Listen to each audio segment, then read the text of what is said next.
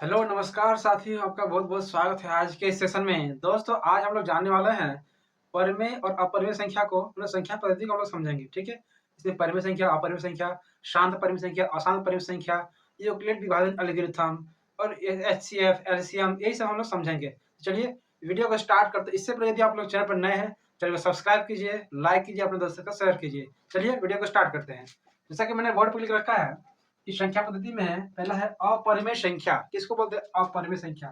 तो वैसी संख्या जिसे p बटा q के रूप में न लिखा जा सके, मतलब जिसको हम लोग p बटा q के रूप में नहीं लिख सकते हैं। जैसे कि कोई चीज रूट में रहा तो अपरिमेय हो गया, कोई चीज पॉइंट में है और डॉट डॉट डॉट है, मतलब आगे वो चलते जा रहा है, कभी खत्म ही नहीं हो रहा है, तो रूट में है, मतलब अपरिमेय है। वो रूट में है, रूट 33, इसे बाहर नहीं निकलेगा। देखिए, लेकिन देखिए रूट 25 इसका बाहर निकल जाता है, रूट 25 से 5 निकलता है ना, तो वो हमारा परिमेय हो गया। ठीक है, पाई, पाई क्या है? अब बताइए, पाई क्या है? परिमेय क्या परिमेय?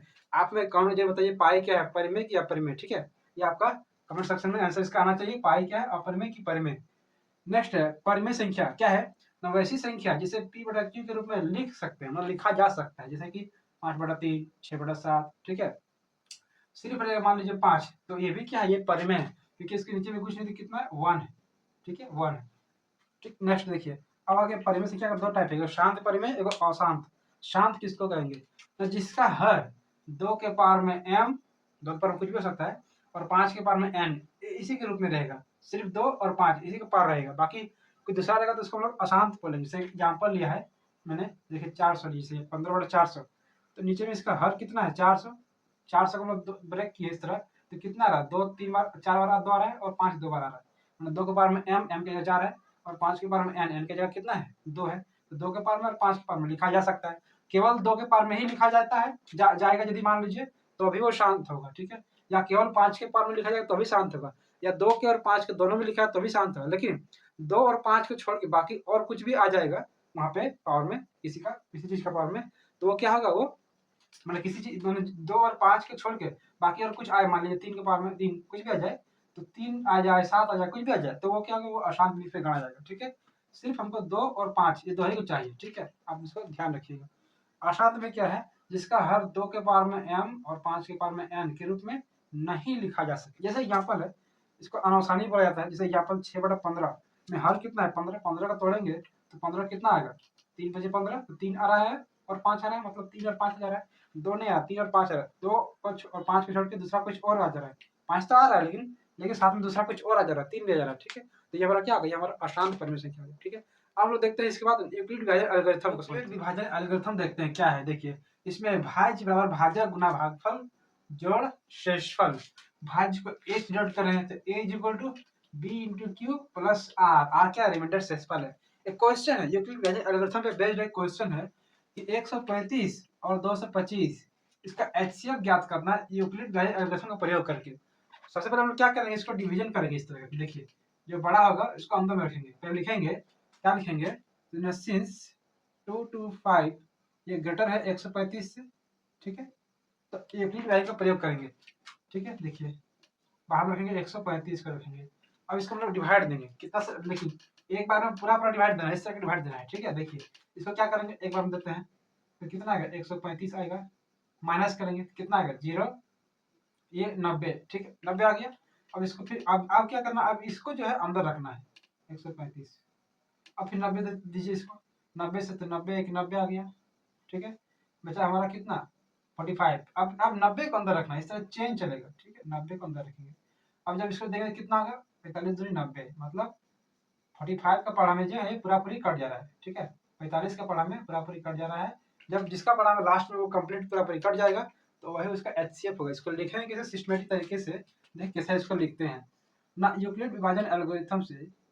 तो यूक्लिड विभाजन एल्गोरिथम से मतलब जब आपका रिमाइंडर 0 आ जाएगा शेषफल, तब वो उसी का आपका एचसीएफ आएगा। एल्गोरिथम से क्या होता है? भाज्य बराबर भाजक गुना भागफल जोड़ शेषफल। डायरेक्ट लिख दे, a is equal to b q plus r. तो देखो, देखिए हमारा पहला भाज्य कितना है? 225। 225 है, कितना भाग दिया हम इसको? 135 से दिए। कितना बार में दिए? एक बार में दिए।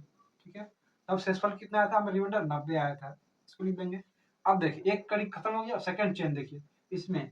अब क्या है? 135 को हम दे रहे हैं है ना। कितना दे रहे हैं, 90 से दे रहे हैं, तो 90 कितने बार में दे रहे थे, एक बार में, प्लस इसका रिमाइंडर कितना बच रहा है, शेषफल कितना बच रहा है, 45 बच रहा है। ठीक है, अब हम 90 को रखेंगे अंदर में, तो कितना से दिए हम, 45 से दिए हैं, कितना बार में दिए हैं, 2 बार में दिए हैं, और रिमाइंडर कितना बचा, 0। तो जब शेषफल जिसका 0 आ जाएगा, जब 0 आ जाएगा तो किसके टेबल में 0 आ रहा है, मतलब किससे जब डिवीजन दे तब 0 आ रहा है।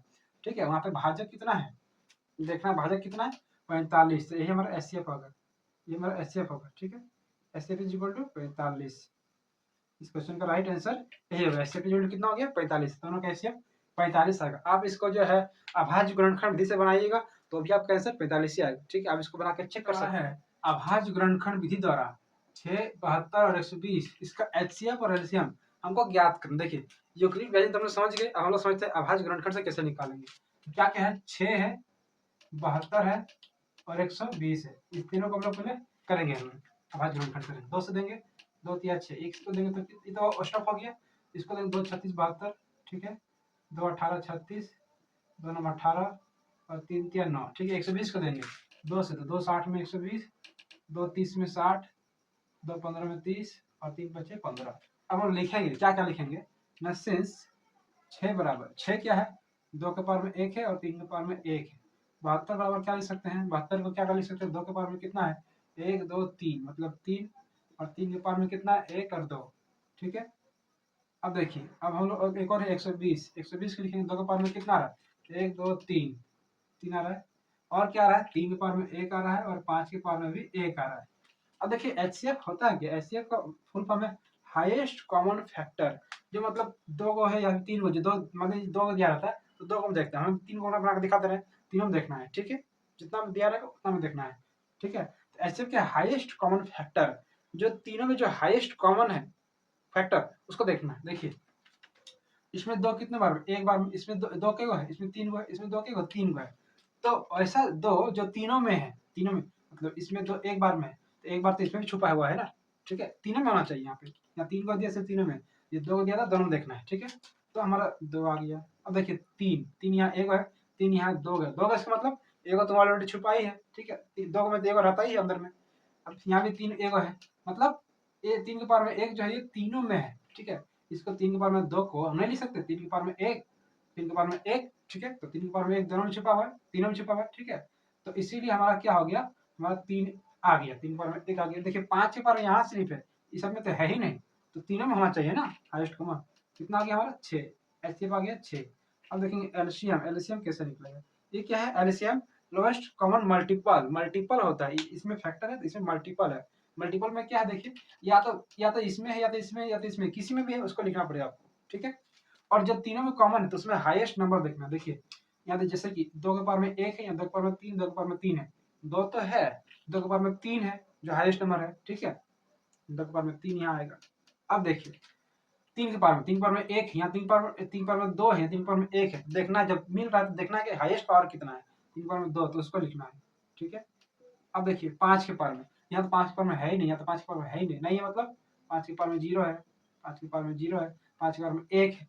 तो ठीक है, तो 5 के पावर में 1 तो मिल रहा है। ठीक है, तो मैक्सिमम कौन रहा, 5 के पावर में 1 है ना हुआ। ठीक है, तो 5 के पावर में 1 लिख देना आपको। इसको जब आप सॉल्व कीजिए कितना होगा, 2 के पावर में 3 8, 3 का स्क्वायर 9, 5 का 5, 8 9 72 इंटू 5, तो 72 गुने 5 कर लीजिए, 5 दूनी 10, 5 7 35 36, 360, मतलब हमारा कितना आ गया आंसर, 360। इस क्वेश्चन का आंसर हो गया एलसीएम, और एचसीएफ कितना हो गया 6। नेक्स्ट एक और फॉर्मूला हमारा है, दो संख्याओं का जो गुणनफल होता है वो एचसीएफ और एलसीएम, मतलब दोनों संख्या का एचसीएफ और दोनों संख्या के एलसीएम के बराबर होता है। एक फॉर्मूला है, बेसिक फॉर्मूला है। ठीक है, इससे बहुत सारा क्वेश्चन बनता है। देखिए हम क्वेश्चन दिया हुआ है कि एचसीएफ दिया, दो संख्या है, दो संख्या 306, 657, इसका एचसीएफ दिया है 9, निकालना है दोनों संख्या के एलसीएम कितना होगा। तो चलिए इसी फॉर्मूला को हम अप्लाई करते हैं और इसका आंसर निकालते हैं। तो देखिए चूंकि लिखे कि दो संख्याओं का गुणनफल, लिख देते हैं दो संख्याओं का गुणनफल, फॉर्मूला लिख देते हैं हम लोग, इज इक्वल टू क्या लिखेंगे, HCF into LCM, HCF into LCM. अब देखिए वैल्यू पुट करते हैं, दो संख्याओं का गुणनफल, संख्या क्या क्या है, 306 और 657। एचसीएफ हमारा दिया हुआ है, एचसीएफ हमारा कितना दिया हुआ है 9, एलसीएम को निकालना है। ठीक है, एलसीएम तो लिख सकते हैं, देयरफॉर हम लिख सकते हैं एलसीएम इज इक्वल टू क्या लिख सकते हैं, 306 इंटू 657 और डिवाइड में 9। ठीक है, देखिए 9 से कटेगा, 9 तिया 27, 28 29 30, तो 9 4 36, मतलब 34 इंटू 657। जब इसको आप मल्टीप्लाई कीजिएगा तो 22 33 8, ये आपका आंसर आएगा। ठीक है, इसको जो है प्रैक्टिस करते करते आपका आंसर इसका याद हो जाएगा। एनसीईआरटी का बुक का क्वेश्चन है। आप जो इसको मल्टीप्लाई हम मल्टीप्लाई कर देखते हैं इसको क्या आ रहा है, क्या ये आ रहा है कि नहीं आ रहा है। देखिए 4 से करेंगे, 4 7 28, कैरी 2, 4 5 20, 2 22, कैरी 2 24 और 2 26। ठीक है, 3 से करेंगे, 3 7 21 के 1 कैरी 2, 3 5 15 और 2 17 को 7 1 7 18 1 19। तो इसको करेंगे 8 3 3 9 2 11 9 9 2 11 1 12 का 2 हाथ 1 22 33 8, कितना आ गया हमारा 22 33 8। तो ये इस क्वेश्चन का राइट आंसर हो गया। ठीक है दोस्तों, इस तरह हम लोगों ने चैप्टर का ओवरव्यू देख लिया है, मेन पॉइंट्स को देख लिया, इंपॉर्टेंट फॉर्मूला को देख लिया, जो कि आपको बोर्ड एग्जाम में काम आएगा और बहुत सारे कॉम्पिटेटिव एग्जाम में इससे क्वेश्चंस आते ही आते हैं। ठीक है, तो वीडियो को यहीं पे स्टॉप करते हैं। वीडियो कैसा लगा आप में कमेंट जरूर बताइएगा। यदि आपको कोई डाउट है तो आप कमेंट सेक्शन में पूछिए। ठीक है, चैनल पर नए हैं, चैनल को सब्सक्राइब कीजिए और लाइक कीजिए। जय हिंद।